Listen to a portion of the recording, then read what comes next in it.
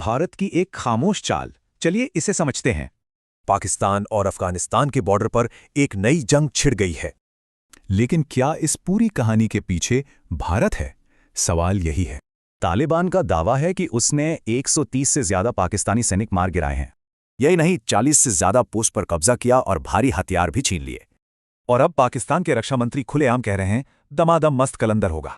ये सब पाकिस्तान की स्ट्रेटेजिक डेप्थ पॉलिसी का हिस्सा है, कई दशकों पुरानी। इसकी शुरुआत हुई 80 के दशक में, जब CIA के पैसों से पाकिस्तान ने लड़ाके तैयार किए। एक पाकिस्तानी अफसर ने खुद माना था, तालिबान हमारे हीरो थे, हमने उन्हें ट्रेन किया। इस पॉलिसी के 3 मकसद थे: रूस को रोकना, काबुल में अपनी सरकार और भारत के खिलाफ नया मोर्चा। लेकिन पाकिस्तान ने एक ऐसा जिन्न पैदा कर दिया जो अब काबू से बाहर था। और जब यही लड़ाके पाकिस्तान में हमला करने लगे तो पूर्व ISI चीफ ने कहा, यह तो कोलैटरल डैमेज है। और इस डैमेज का नतीजा देखिए, 2020 के बाद से आतंकी हमले 4 गुना बढ़ गए हैं। एक तरफ TTP और BLA के हमले, तो दूसरी तरफ भयंकर आर्थिक संकट। पाकिस्तान अंदर से घिर चुका है।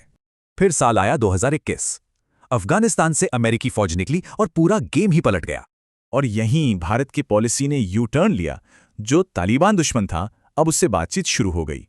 बातचीत ही नहीं, भारत ने 2022 के बजट में अफगानिस्तान के लिए $27 मिलियन अलग से रखे। गेहूं, वैक्सीन, दवाइयां। भारत ने जमकर मदद भेजी अपनी सॉफ्ट पावर बढ़ाने के लिए। तो सवाल उठता है, क्या यह सब सिर्फ मदद थी या एक बहुत बड़ी सोची समझी चाल?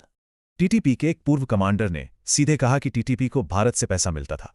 और CIA का आरोप तो और भी गंभीर है कि भारत तालिबान नेटवर्क का इस्तेमाल कर रहा है। अगर इन सब डॉट्स को जोड़ा जाए तो एक पैटर्न साफ दिखता है। हर कदम के पीछे एक मकसद साफ है। पाकिस्तान और अफगानिस्तान में जितनी दरार बढ़ेगी, भारत का फायदा उतना ही ज्यादा होगा।